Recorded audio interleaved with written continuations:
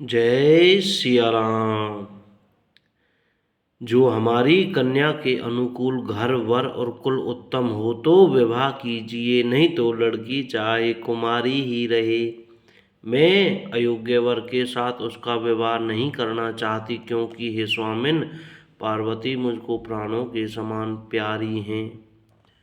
यदि पार्वती के योग्य वर न मिला तो सब लोग कहेंगे कि पर्वत स्वभाव से ही जड़ मूर्ख होते हैं। हे स्वामी, इस बात को विचार कर ही विवाह कीजिएगा, जिसमें फिर पीछे हृदय में संताप न हो।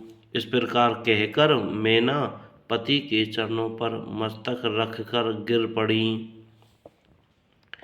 तब हेमवान ने प्रेम से कहा, चाहे चंद्रमा में अग्नि प्रकट हो जाए, पर नारद जी के वचन झूठे नहीं हो सकते।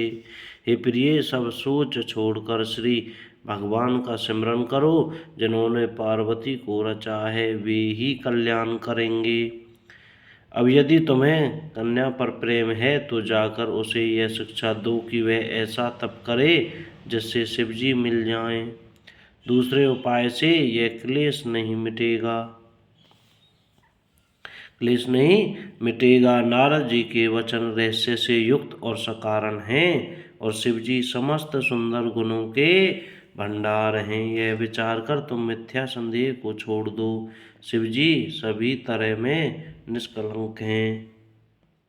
पति के वचन सुन मन में प्रसन्न होकर मैना उठकर तुरंत पार्वती के पास गईं। पार्वती को देखकर उनकी आंखों में आंसू भर आए। उसे स्नेह के साथ गोद में बैठा लिया। फिर बार बार उसे हृदय से लगाने लगीं।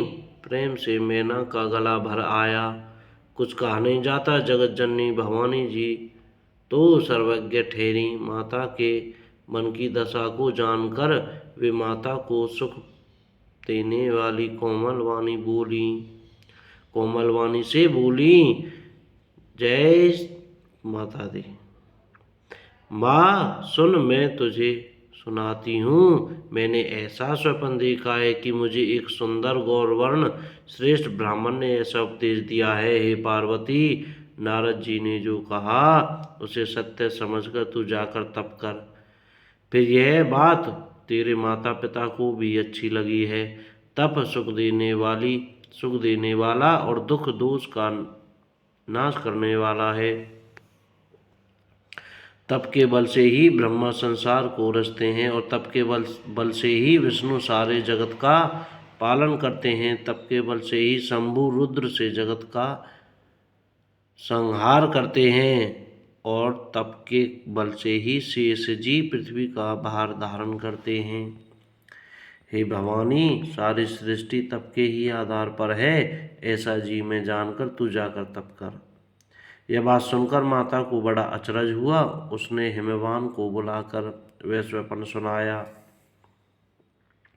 माता पिता को बहुत तरह से समझाकर बड़े हर्ष के साथ पार्वती जी तप करने के लिए चलीं। प्यारे कुटुंबी पिता और माता सब व्याकुल हो गए। किसी के मुंह से बात नहीं निकलती। तब वेदसरा मुनि ने आकर सबको समझाकर कहा। पार्वती जी की महिमा सुनकर सबको समाधान हो गया।